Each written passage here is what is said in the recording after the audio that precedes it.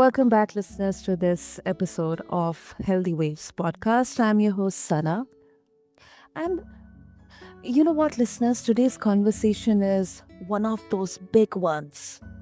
The kind that makes you pause, the kind that nudges you to ask, wait, am I the one steering my life, or is something deeper running the show? Well, we talk a lot about, goals, ambitions, hustle culture, showing up as our best selves.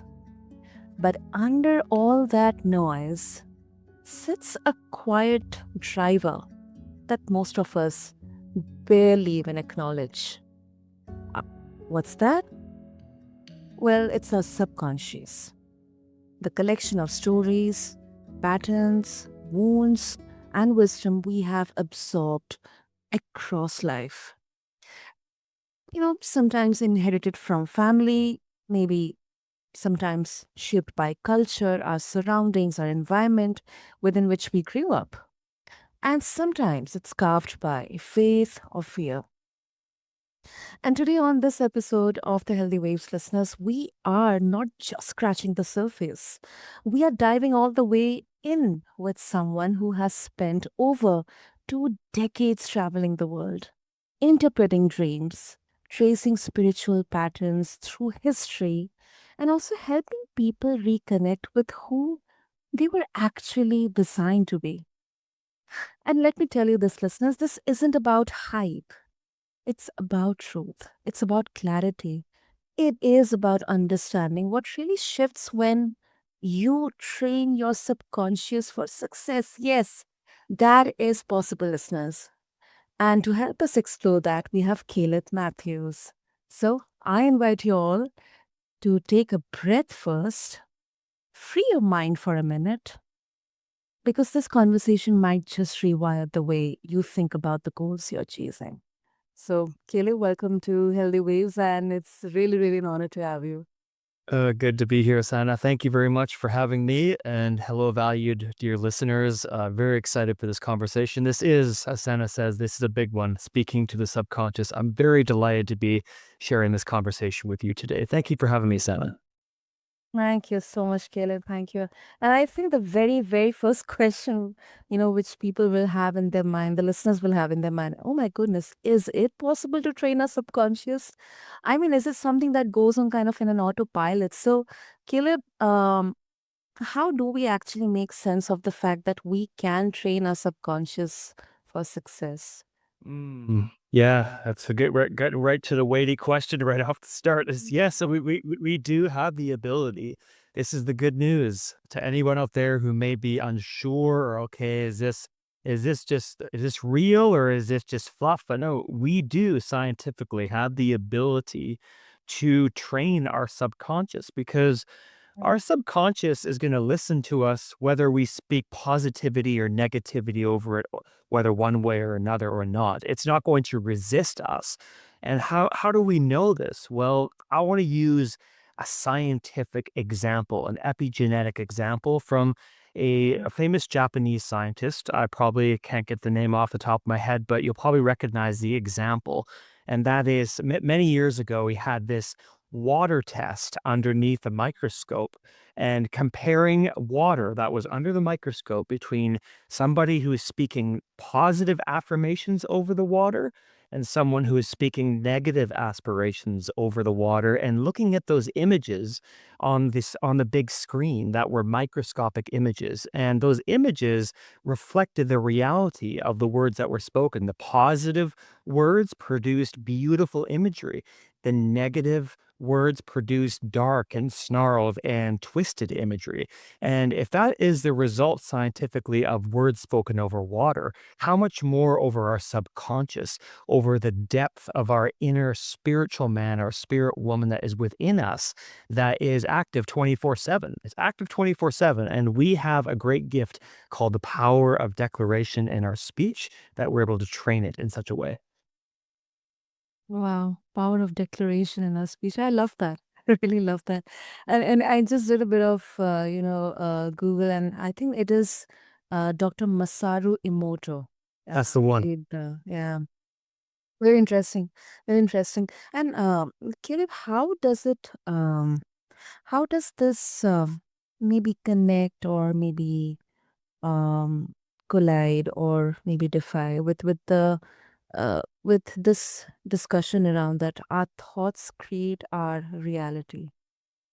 Yes, our thoughts create our reality because we know this from the ancients, and one of the texts of the ancients says, "As a man, as a woman thinks in their heart, so are they." And that is a proverb, an ancient proverb. And what does that mean? Well, what we focus on, what we look at is going to magnify and get bigger. Here's the perfect example of that. If I'm in a sporting match, in a football match, let's just bring a little bit of MPA. MPA stands for multiple perspective advantage. Say I'm in a football match, football, soccer, American football, and I'm getting ready to go on the field, and I know I'm going to face an opponent that is highly trained and ready to resist me to win that match. If I go into that match declaring over myself in my heart, thinking in my heart, thinking with my mind and with my speech and my thoughts that, oh, this opponent is too great for me. I'm not going to win. I'm going to lose. This is too overwhelming for me.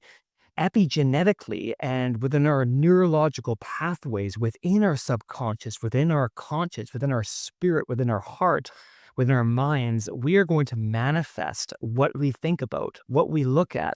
If I see that I'm a grasshopper stepping onto the field to face my opponent in sports, that's what I'm going to manifest in the game.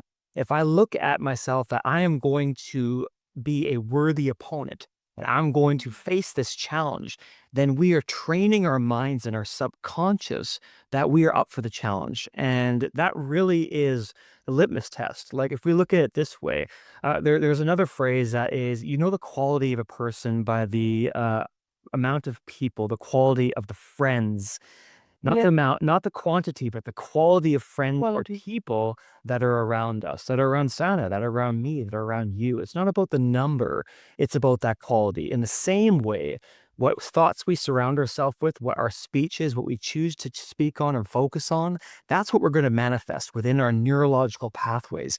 This is where science meets practicality. Hmm. That absolutely makes sense, Caleb. Absolutely makes sense.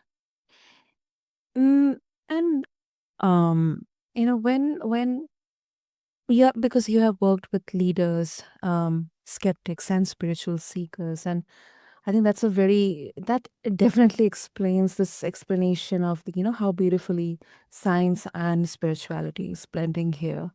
Do you notice patterns in how different groups sabotage themselves subconsciously?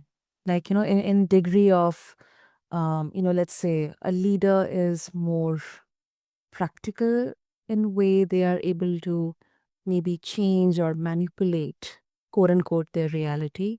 Or Mm. on the other hand, a spiritual seeker is in a very different way interacting with their realities subconsciously or maybe consciously. Yeah, I like how you brought that to the table. And that reminds me of one of the conversations that we had on one of the different podcasts for those listeners who have heard my voice before. I've talked about the SSB method, spirit, soul, and body.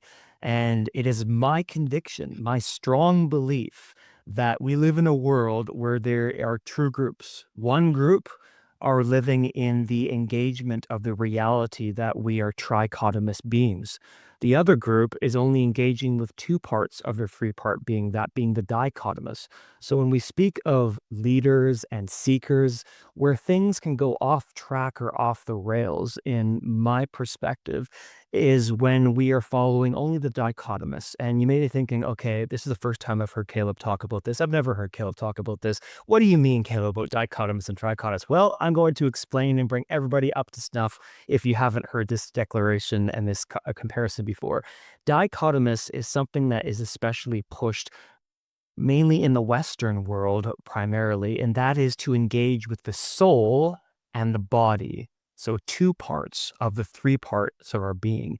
Whereas a trichotomous worldview is looking at our three-part being, which is we have a spirit, which is that spirit, which is our conscience, which is our inner spiritual influence or inspiration. We have a mind, which is our mind, will, and emotions, and we have a physical avatar, a body. That's the trichotomous worldview. And most of our culture is encouraged to hustle. We talked about the hustle at the beginning. You did, Sana, about the hustle and striving and using our minds. And using your mind and striving and for us to do these things is not a bad thing.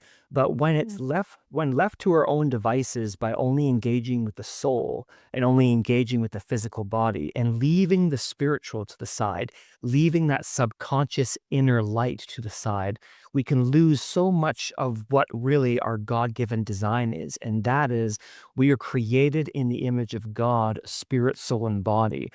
Back in Genesis, God says, in the beginning, let there be light, and there was light. Hebrews 11 in the ancient text said, faith and conviction is the substance and evidence of things hoped for and unseen. And this is what we're speaking about right now, where spirituality meets practicality. It's not just a religious endeavor or a connection with our higher power and our spirituality, but is a practical transition across that bridge, which we are. We are the bridge, and that bridge begins with our declaration into our subconscious, which is always listening at every moment of the day, 24/7. It's the internal clock that's listening. And to go back to what you were asking before, Sana, leaders and seekers often can get derailed when they're only focusing on the soul and the body, and the spiritual is left wanting. Mm, yeah, yeah. And um, do you think that, and I think many of our listeners will kind of who may not have been familiar with this approach or this reality or the fact that you know there can be definitely a harmony established between the spirit, the soul and the body. I mean, is it even achievable for a normal or a just an average person, who is just trying to survive or just, go through the day and night paying their bills and taking care of themselves and family and, just trying to have a normal life? Yes. Yes. The answer to that question is yes. There is no caste system. There is no elite hierarchy. There is no like subjugation of different groups when it comes to this gift and this ability, which is being able to train and speak to our subconscious, to be able to engage with our spirit, soul, and body, because every single one of us, we have this physical avatar, we have a mind, will, and emotions, and we have that internal inspiration. And this beautiful thing is that people across the world, across this planet, our listeners right now, you may have a different language and interpretation for where that source comes from, whether it's that gut feeling, whether it's that higher power, whether it's God, whether it's spirit, whether it's Jesus, like there's just that inspiration. And we all have that inspiration because we are created in the image of God. And I want to use an example here from the Bible, and that is Matthew 17, where Jesus was speaking to his disciples, and he said, if you have belief like a mustard seed, you can speak to this mountain, move from here to there, and that mountain will respond to you. Now, we can step back and think, okay, logically, how can we tell a mountain that's been there for hundreds of thousands of years to move? Well, that seems like a ridiculous thought, but matter and physical matter, whether it be nature, whether it be water, whether it be animals, whether it be people, whether it be our mind, will, and emotions, our subconscious does respond. And I want to share an example so that people may come up to speed so that they're thinking, okay, Caleb, you're just talking about all this speaking to mountains. Give me an example. Well, I'm all about practicality. Here's an example. My family and I, for years, we've had this incredible gift of having doves come near our house when we call to them, when we speak to them.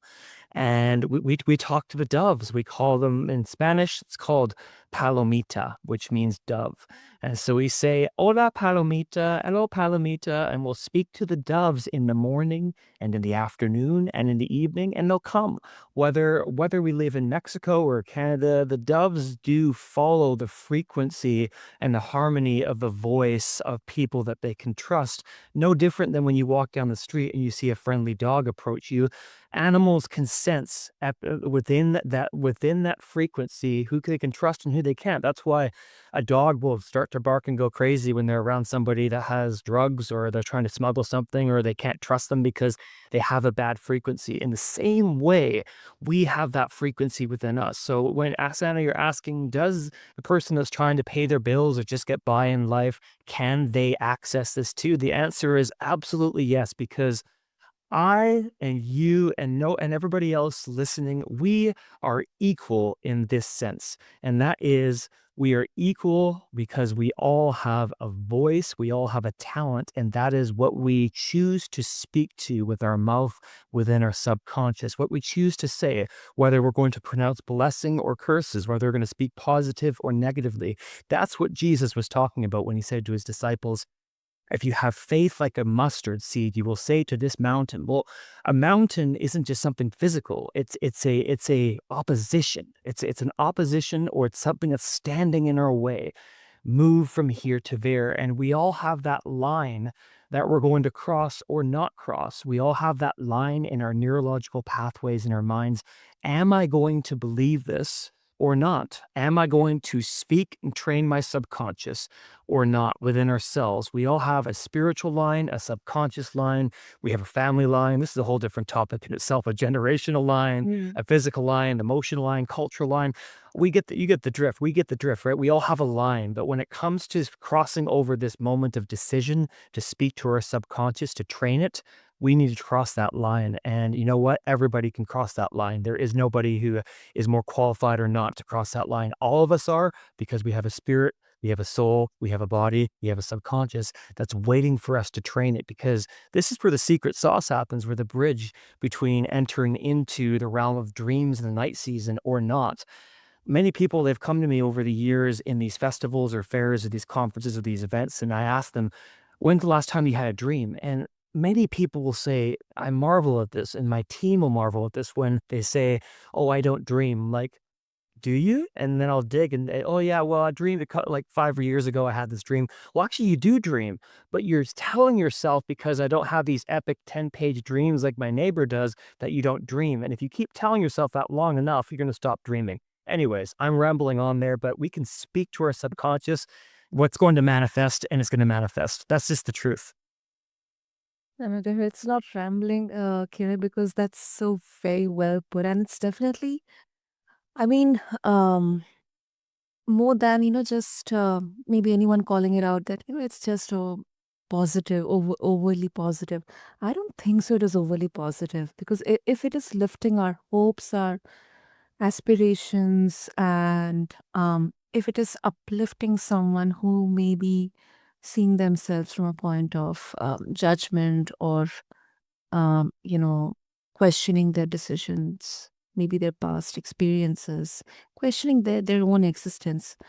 I think, if these words they uplift, what more would they need? I mean, if, because the first step itself is to accept or be aware that, Mm, I am possible. You know, my best version that is possible. It is not something that, I should have only as a poster on my wall or just a screensaver or just maybe some kind of Instagram post. But it is something that I'm embodying. And if it is happening through Caleb saying that, this is possible, there are examples, there are lived experiences, I think, um, people will definitely, accept that. And also, Caleb, a bit of a nuanced question here regarding the subconscious. Now, some people say that this is only or maybe just biology. And then there's others who will have the school of thought saying that it's just spiritual. Because you have worked across both the worlds here, um, do you think that the subconscious, it is just a psychological mechanism or it's a spiritual blueprint? Hmm. I love that. That's the intersection of those two worlds that I love the most. You would know you know me enough to know by well now when we've spoken on a few podcasts here where I love to go after both of these areas. And yes, the answer in my approach is yes. It's built within our biological clock, but it's also something that has been put there by the hand of the creator, by the hand of God, from the spiritual, from the unseen. I believe that with all my heart that we aren't just a flesh suit. We don't just have a subconscious clock that's just existing as a clock that just appeared out of nowhere without a source by itself, and that's it. There is a purpose behind the clock. And the reason why I believe that is because there's just so much intricacy within the neurological pathways, within the realm of quantum physics. There are so many pathways here. Like when we look at the human brain, there are millions of circuits, if not billions of circuits. Like would we be correct to say that, Santa, that there are millions, if not billions of circuits within the neurological pathways of the human brain, of within the subconscious. And therefore, if there's that many pathways, I find that really hard to believe. That's just you can just place that we can place that within that's just biology and there's no connection to spirituality. In the flip side, it's not just something that's in the spirituality realm of, oh, this is something spiritual, but that just stops there. There has to be a bridge. And that's where you and I, where we come into play. We are the bridge of the subconscious. We are the ones that walk out what our subconscious is being programmed with. And how do we know that? Well, we can see that within the world today. There is light. There are people of light. There are people like you. There are people like Avik. There are people like the listeners that tune in to Healthy Mind, Healthy Life. There are people that tune into these shows and these podcasts that are seeking light. But unfortunately, we live in a world today where unfortunately there are those that they seek a different programming of the subconscious of darkness. They hate, they choose hate, they choose darkness, they choose to be at war with other people. And this is the world that we live in. We live in a world of light and we live in a world of darkness. I like to say there is no Switzerland. There is no realm of neutrality in the realm of the subconscious and the realm of the spirit and the realm of our biological programming. We're either going to choose light or we're going to choose darkness. There is no, oh, I could do both. No, you can't. We cannot do both. We're either going to choose this day, choose which line we are going to serve. Am I going to be an agent of the light as God designed me to, or am I going to advance darkness? Because when we choose these things which are good, which are noteworthy, which are of good report, as God instructs us to do, we choose to meditate on these things. We choose to train our biological clock. We choose to program our subconscious, the quantum physical realm with what we put into it. Then we're going to make this world a better place. When I step into my day to day and I say, you know what? I am going to receive, and I declare it out loud and I think it. Every single interaction that I'm supposed to have today, I'm going to have. Every single person I'm supposed to speak to, whether it be online or in person, I'm going to speak to them. And anybody that is not supposed to cross my path will not cross my path, especially those who wish to do me harm. And when we start to declare these things, when the mother that is struggling to pay bills, or the student that is going to school is not sure about if he's going to pass the exam, says, I am qualified to pass this exam. My brain is going to comprehend everything I've studied for. When the mother says, the money is going to come, my finances are going to increase because I'm giving to my neighbors, because I'm supporting my friends when they are in their moment of need. When we start declaring these things in the everyday places of everyday people, when we start to declare these things out loud and program our subconscious, we're going to reap a harvest. It's the law of sowing and reaping. It's the universal, non-optional cause and effect law of sowing and reaping. That's why it says in the book of Galatians 6:9, God is not mocked. A man, a woman will reap what they sow in righteousness or unrighteousness. It's the same way within our subconscious. If we train it to receive positive things, whether that be dreams in the night season, acceleration in our finances, a wealth in our relationships and friendships and favor in our lives, that's what we're going to receive. But if we declare that we are a grasshopper and that we are small and that we are going to be defeated, then that's what we're going to manifest. 100% agreed, Caleb. I mean, that is a that is the universal truth. And I think what you have just bridged is this gap, that most conversations avoid. Like people usually pick a side. Yes, I mean there is light, there is dark. But then there's definitely that bridge, and the doorway for listeners who live in that tension between, especially science and spirit. So before we wrap up, Caleb, yeah, it's a ritual. If listeners, they would like to, I'm very sure they would love to connect with you further to explore this. What would be the best medium? Sure. My best medium right now is my YouTube channel, one that I've been growing on a weekly basis, posting weekly content at the C link. So the at sign and then the CSSE and then LINK at the C link. That's my YouTube channel where I post weekly motivational content for the spirit, soul, and body, the SSB method, and also seeing a link between our dreams of the light season and our practical bridge, bridging the interpretation into our day by day. And also this exploration of speaking to the subconscious and of what is our line that we have in the sand within our moral compass.